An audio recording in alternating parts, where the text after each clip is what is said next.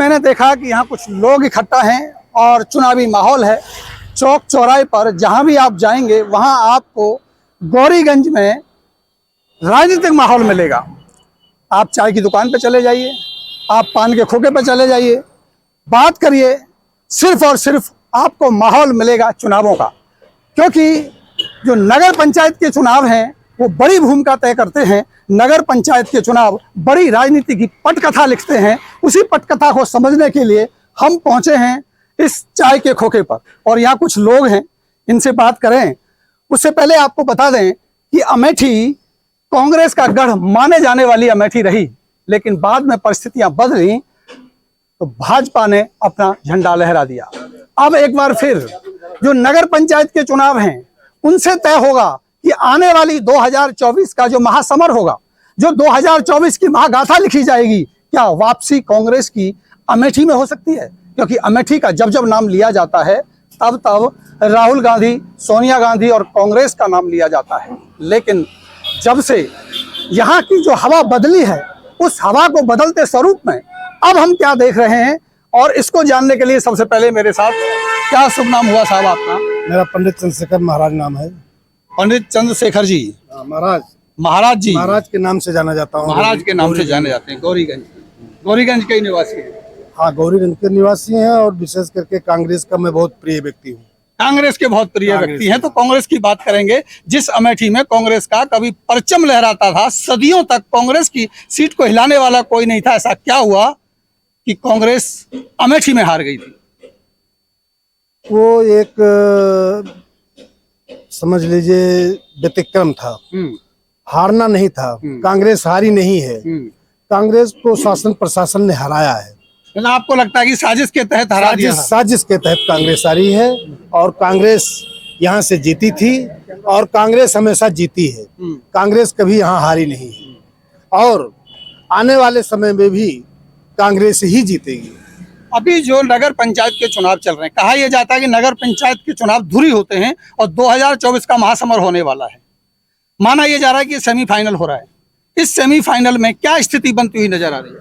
ये कांग्रेस के लिए गौरीगंज नगर चुनाव जो है, नगर निकाय चुनाव जो है, ये सौभाग्य का विषय है। क्योंकि यहाँ पर अरुण मिश्रा जैसे स्वच्छ छवि का नेता मिला हुआ है और इस संग्राम में, पूरे चुनाव में ब्राह्मण केवल एक ही है और इस ब्राह्मण अकेले होने के नाते बहुत ही अच्छा समीकरण बन रहा है। हम लोग ब्राह्मण होने के नाते ब्राह्मण में चुनाव कर रहे हैं, प्रचार कर रहे हैं, जागृति ला रहे हैं और ब्राह्मण जैसे अन्य जातियां एक होने का प्रयास करती हैं, उसी तरह से ब्राह्मण भी इस बार एक होने के लिए सोच रहा है।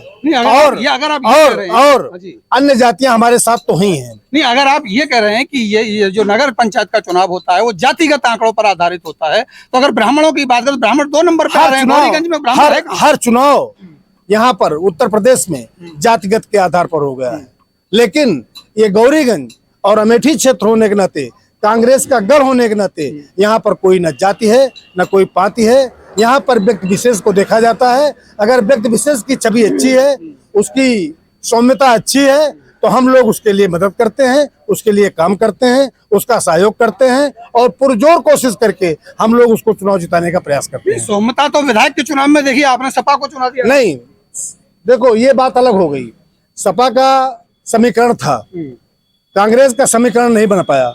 यहाँ भाजपा जीत रही थी। मुसलमान हमारा जो है वो भाजपा को हराना चाहता है। हमारा मुसलमान भाजपा को हराने के लिए हमसे टूट करके, कांग्रेस से टूट करके वो सपा के साथ चला गया, क्योंकि यहाँ भाजपा हार जाए।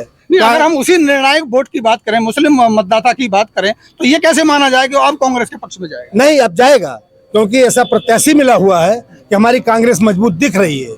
इसमें न सपा लड़ पा रही है, न भाजपा लड़ पा रही है। इसमें कांग्रेस ही पूरी तरह से लड़ रही है और कांग्रेस ही चुनाव जीतेगी। लेकिन सांसद में भी कांग्रेस नहीं है, एमएलए भी कांग्रेस का नहीं है, तो कैसे माने कि कांग्रेस का समर्थन? अरे भाई, आज कांग्रेस में एमएलए नहीं है, आज कांग्रेस में सांसद नहीं है, लेकिन है तो गढ़ कांग्रेस का ही।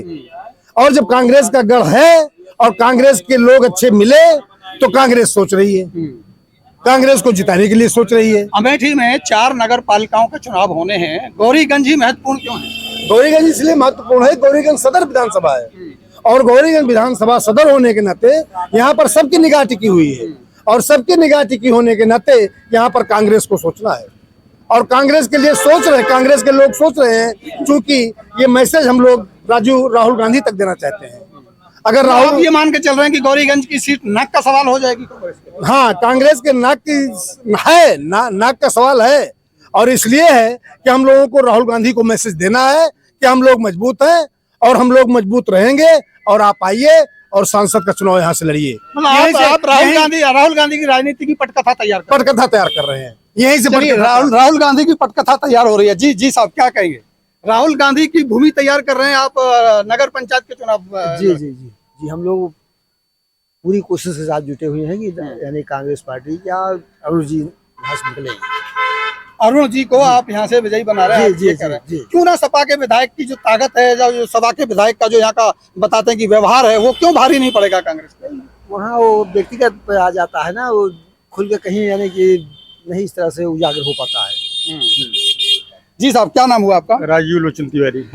लोचन तिवारी जी समझने की कोशिश ये करेंगे कि जो गौरीगंज की विधानसभा है और ये जो नगर पंचायत का चुनाव यहाँ से हो रहा है, ये अमेठी का एक तरह से मैं कहूँ कि ये राजधानी मानी जाती है अमेठी की, तो निश्चित रूप से यहाँ का चुनाव प्रभाव करेगा 2024 में जाके? निश्चित रूप से प्रभावित करेगा चुनाव को। और अभी आपने सवाल किया कि गौरीगंज में कौन सा प्रत्याशी मजबूत है, किस फैक्टर पर वोटिंग होने जा रही है, उसका सबसे बेस्ट फैक्टर मैं आपको बताता हूँ। आपका भाजपा का प्रत्याशी जो है वो सपा से निकला हुआ व्यक्ति है। 4 दिन पहले इसी गौरीगंज में लोगों को दौड़ा करके रोड पर उस व्यक्ति ने मारा है और कि कहीं ना कहीं वो जो है सपा का ही आदमी है। आज परिस्थितियां बदल गई, उनके अंदर क्या बात हुई, क्या कैसे हुआ, वो भाजपा से अलग, वो सपा से अलग हो गए। तो सपा और भाजपा एक तरह से यहाँ का मतदाता जो है वो देख रहा है कि अगर हम सपा को वोटिंग कर रहे हैं तो भाजपा को वोटिंग कर रहे हैं, भाजपा को वोटिंग कर रहे हैं तो सपा को वोटिंग कर रहे हैं। इसलिए मेन फैक्टर जो है कांग्रेस के पक्ष में बन रहा है और निश्चित ही 13 तारीख को कांग्रेस के पक्ष में यहाँ का रिजल्ट आएगा, इसमें कोई दो राय नहीं। मतलब आप ये कह रहे हैं जो निर्णायक वोट मुस्लिम मतदाता है वो सपा को इसलिए नहीं जाएगा क्योंकि वो कैंडिडेट बीजेपी का रहा और वो सिर्फ बीजेपी का ही कैंडिडेट अभी भी मान रहा है। बीजेपी के कैंडिडेट की जो आज वर्तमान में हैसियत है वो सपा के विधायक की वजह से है। वो व्यक्तिगत आज के 10 साल पहले गौरीगंज की राजनीति में बिल्कुल जीरो था, एक मोटरसाइकिल पर चलने वाला व्यक्ति था। आज चाहे फॉर्च्यूनर से चले चाहे इनोवा से चले, वो सपा विधायक की ही देन है। लेकिन वो सपा विधायक का व्यवहार रहा होगा ना, अगर वो बाइक से अगर फॉर्च्यूनर पे आया है तो व्यवहार रहा है, तमाम तरह की व्यवस्थाएं रही हैं। उन व्यवस्थाओं में कहीं खलल पड़ा, दोनों लोगों में टूट हुई, टूट होने के बाद वो अलग हुए, तो कहीं न कहीं तमाम ऐसे लोगों के बीच में कड़ियां होती हैं जो टूटे हुए लोगों को कल जोड़ सकती हैं। इसलिए यहाँ का मतदाता ये बिल्कुल मान करके चल रहा है कि सपा और भाजपा दोनों कहीं ना कहीं एक ही हैं। नगर पंचायत का जो पुराना अध्यक्ष था, जब पहले नगर पंचायत बनी, पहली बार बनी, वो प्रत्याशी अभी मैदान में नहीं है, ऐसा क्यों है? वो क्या फैक्टर रहा, क्या कारण रहा? एक फैक्टर मैं यहाँ के मतदाताओं के लिए ये भी है कि जो पिछला अध्यक्ष था उसने किस तरह से काम किया है, किस तरह से नगर का विकास हुआ है। कहीं विकास के नाम पर कुछ नहीं हुआ है और तमाम ये जो आज वर्तमान में वादे किए जा रहे हैं, भाजपा कैंडिडेट हो चाहे जो भी हो, नगर निकाय के चुनाव में जिस तरह से गौरीगंज का विकास होना चाहिए था, पिछले कार्यकाल में बिल्कुल विकास नहीं हुआ है। तमाम अधूरे काम पड़े हुए हैं, जिसको अरुण मिश्रा जी यहाँ से नगर पालिका अध्यक्ष बनकर के निश्चित रूप से पूरा करेंगे। ऐसा मतदाताओं का मानना है और ऐसा मतदाताओं का विश्वास है, ऐसी सोच है। कुछ हमारे पास युवा हैं, कुछ युवाओं से जानने की कोशिश करेंगे। क्या शुभ नाम हुआ आपका? सर मेरा नाम श्याम सुंदर है, गौरीगंज अमेठी उत्तर प्रदेश का हूँ मैं। सर जिस तरह ये नगर पालिका अपना जितनी देर दूर में लगता है, मेन रोड सुल्तानपुर में, यहाँ पर हाउस टैक्स भी पड़ रहे हैं, यहाँ तक कि पानी का भी व्यवस्था नहीं है, नाली की भी व्यवस्था नहीं है। सर बिजली भी जिस तरह आती है हम लोगों को किस तरह मिल रही है, हमारे सारे लोग देख रहे हैं। सर यहाँ पर कोई भी व्यवस्था नहीं है। यहाँ व्यवस्था के लिए हम लोग मांग करते हैं, पहले टैक्स भरो फिर उसके बाद पानी सर तो है ही नहीं कहीं। तो क्या इन चुनावों में नगर पंचायत अध्यक्ष के लिए इस विकास की बात होगी? अब सर सब लगे हैं, जुटे हैं, देखो किस तरह के जो विकास करेगा वही राज करेगा। अब कौन विकास करेगा? अब तो 2 दिन में पता कैसे चलेगा किसने विकास? यहाँ पर अभी 2 ही लोग नहीं, अभी काफी लोग हैं। अभी लड़ रहे हैं, वो तब पता लगेगा जब 13 को यहाँ पर गिनती होगी, जिसके माला अर्पण होगा वही हमारा वो होगा। तो हमारे यहाँ सबका बोलबाला है अभी तक, अभी सब कोई हमारे यहाँ हारा प्रत्याशी नहीं आपका है। कहना है कि भी कांटे की टक्कर बनी, जी किस हाँ। में कांटे की टक्कर आप मान रहे हैं? बस है सर, 3-4 पार्टियां हैं, कांग्रेस भी है हमारी। पहले तो यहाँ पर 3 लोगों यहाँ पर लड़ रहे हैं, ठीक। किस किस का मुकाबला हो सकता है? भाजपा भी है, सपा भी है, हाथी भी है। अब उसके बीच में हमारे राहुल गांधी का प्रिय, क्या कहते हैं, आज की पहली बार हमारे अरुण भाई लड़ रहे हैं। हम पूरा, हमारा गांव, सारे लोग, हम लोग उनके सपोर्ट में हैं। जो हमसे होगा हम लोग करते रहेंगे, बस यही। आप करेंगे, अरुण के पक्ष में हैं, ये तो बड़ा स्पष्ट इन्होंने बोल ही दिया है। लेकिन बात वही है जो मैं अभी भी कह रहा हूं कि मतदाता अभी भी निर्णायक मोड़ की स्थिति में नहीं है। भले ही राजनीति चरम पे आ गई हो, लेकिन कहीं ना कहीं अभी भी बहुत सारी तादाद लोगों की ऐसी है जो अभी क्लियर नहीं है। लेकिन हाँ, कहीं ना कहीं बदलाव के जो आसार हैं वो नजर आते हैं। कहीं ना कहीं लोग ये कहते हुए नजर आते हैं कि बदलाव का मूड है। चाहे भले ही बात विधायक की हो, चाहे भाई सांसद की हो, जो रहे हैं, लेकिन 2024 की पटकथा यहाँ से जरूर लिखी जाएगी। जी साहब, जी बताएं। क्या कहेंगे?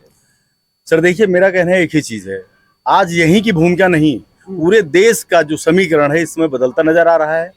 क्योंकि इनकी जितनी पोल पट्टियां थी सब खुलती जा रही हैं। धीरे धीरे इनके साथ होता क्या जा रहा है कि सब चीज ओपन होता चला जा रहा है।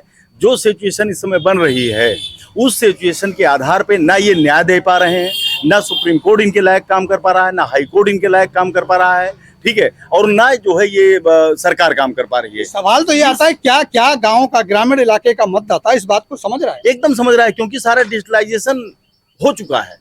हर व्यक्ति के, हर युवा के हाथ में आज मोबाइल है, और हर युवा कमा के घर को जब ले जा रहा है तो उसका जो परिवार है उससे पल रहा है, उसका सुन रहा है, उस युवा की चल रही है परिवार में, और युवा आज का इतिहास रच रहा है, और वो युवा आज की जनता को समझा रहा है, और जनता समझ चुकी है।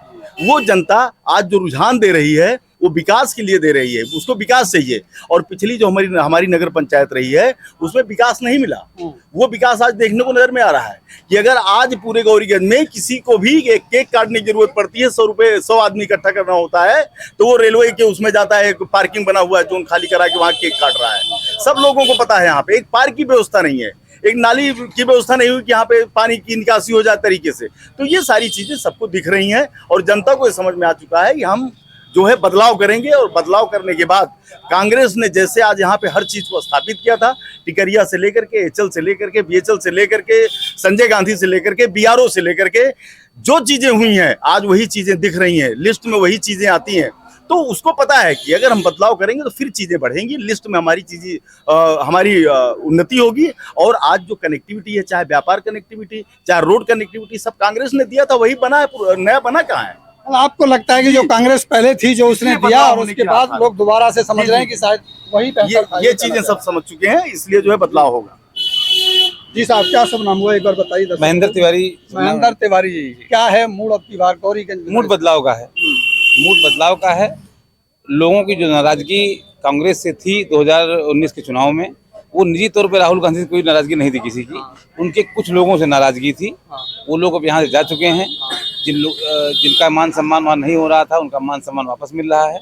इसीलिए उन्होंने यहाँ का ऐसा प्रत्याशी दिया है जो कभी पार्टी के साथ तो नहीं रहा काफी पहले से, लेकिन जब से जुड़ा है वो पार्टी के विरोध में नहीं रहा। सब सार्वजनिक रूप से उनकी साफ सुथरी छवि है, युवा हैं, लोग उनके सपोर्ट में हैं। रही बात अभी थोड़ी देर पहले चर्चा हो रही थी विधानसभा चुनावों की, तो विधायक यहाँ पे विकास में नहीं जीते हैं, विधायक यहाँ पे अपने निजी संबंधों पे जीते हैं, निजी संबंधों पे जीते हैं। विधायक के निजी संबंध लोगों से हैं, निजी व्यवहार है उनका, परिवार काम नहीं करा पाए क्योंकि उनकी सरकार नहीं है, ऐसा कह रहे हैं। बिल्कुल उनकी सरकार भी नहीं है, और वो निजी संबंधों में जीते हैं, उसका कोई व्यापक असर इन चुनाव में नहीं है। लेकिन इन चुनावों का असर क्या 2024 में भी नजर आएगा? जरूर 2024 यही चुनाव बताए, निर्णायक चुनाव हो ये 2024 से पहले का, ये चुनाव बताएगा कि जो हमारी अभी आदरणीय सांसद जी हैं वो आगे यहाँ पे कंटिन्यू रहेंगी या नहीं रहेंगी। यही चुनावों को बताएगा, आईना दिखाएगा और रास्ता भी दिखाएगा। बदलाव के पीछे की जो सोच है जनता की, जो आप कह रहे हैं कि बदलाव हो सकता है, वो बदलाव के कारण क्या है? कारण विकास है, विकास यहाँ के नगर पालिका अध्यक्ष जो पुराने हैं, लेकिन कहा तो ये जाता है ना कि यहाँ विकास को कम देखा जाता है, जातिगत आंकड़े ज्यादा दोनों देखे जाते हैं। क्योंकि नगर पालिका बनने का पहली बार यहाँ नगर पालिका का अध्यक्ष का चुनाव हुआ था पिछली बार, और शायद उनके अध्यक्ष का नाम यहाँ बैठे हुए 10 लोगों में से 10 लोगों को नहीं पता होगा, क्योंकि डमी कैंडिडेट से दुनिया जानती है उनको। और इतना बढ़िया विकास उन्होंने किया है। कल उन्होंने खुद का अपना केक काटने के लिए रेलवे स्टेशन चुना था। कल शाम की घटना है ये। तो उनको विकास ऐसा था कि उनको नगर पालिका की जमीन नहीं विकास मिली। केक काटने पे आ गया है आप। बिल्कुल बिल्कुल केक काटना, इसलिए कि नगर पालिका के चेयरमैन को अपना केक काटने के लिए रेलवे स्टेशन चुनना पड़ा।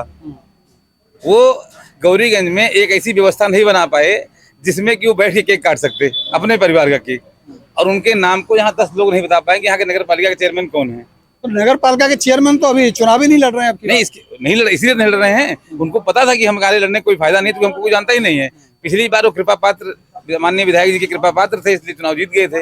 इस बार एक ऐसे कैंडिडेट को उन्होंने लड़ाया जो जिला पंचायत सदस्य हैं अभी करंट में, उनकी पत्नी यहाँ लड़ रही हैं, लेकिन वो भी पहले बसपा में थे। बिल्कुल बसपा में थे, इस बार आए हैं और उनको इसलिए लड़ाया जा रहा है कि वो भी कृपा पात्र ही हैं। तो लोग जान रहे हैं कृपा पात्र हैं, उनके लड़ने का उनका अपना कोई अस्तित्व नहीं है। तो बदलाव निश्चित है और निश्चित तौर पर बदलाव होगा। बदलाव निश्चित है, बदलाव की बहार बहती नजर आती है, ऐसा लोगों का कहना है। जातिगत आंकड़ों की अगर बात करें तो जातिगत आंकड़ों के आधार पर ही ज्यादातर वोटिंग होती है, चाहे ग्रामीण इलाकों में आप कहीं भी चले जाएं। और जातिगत आंकड़ों का जिस तरह का इनका कहना है वो तर्क शायद कहीं नजर आता है कि ब्राह्मण बहुल्य तो नहीं कह सकते, दूसरे नंबर पर ब्राह्मण मतदाता यहाँ आता है, लेकिन जो निर्णायक वोट है वो मुस्लिम मतदाता है। और मुस्लिम मतदाता कांग्रेस को वोट क्यों करे, जो तर्क अभी उन्होंने दिया उसका कारण शायद यही था कि अगर सपा को वोट करते तो सपा भी भाजपा मानसिकता का कैंडिडेट रहा है, जो पहले भाजपा में था और अभी सपा में आया। और उसलिए हो सकता है कि मुस्लिम मतदाता उस भाजपा को वोट देना नहीं चाहता, वो कांग्रेस के समर्थन में चला जाए। निश्चित रूप से माना जाएगा कि जो कांग्रेस को अगर मुस्लिम मतदाता का समर्थन मिलता है तो निश्चित रूप से कड़ी टक्कर हो सकती है और बदलाव का मूड है। और ये माहौल 2024 में नए पैगाम लिखेगा, नई राजनीतिक परिस्थितियां बनाएगा। इस पर भी हमारी नजर बनी रहेगी, आप देखते रहिएगा। अमेठी की जंग कौन जीतेगा इस पर हमारी नजर रहेगी, आपको दिखाते रहेंगे। नमस्कार। रहा था कि मैंने देखा कि यहाँ कुछ लोग इकट्ठा हैं और चुनावी माहौल है। चौक चौराहे पर जहाँ भी आप जाएंगे वहाँ आपको गौरीगंज में राजनीतिक माहौल मिलेगा। आप चाय की दुकान पे चले जाइए, आप पान के खोखे पे चले जाइए, बात करिए, सिर्फ और सिर्फ आपको माहौल मिलेगा चुनावों का।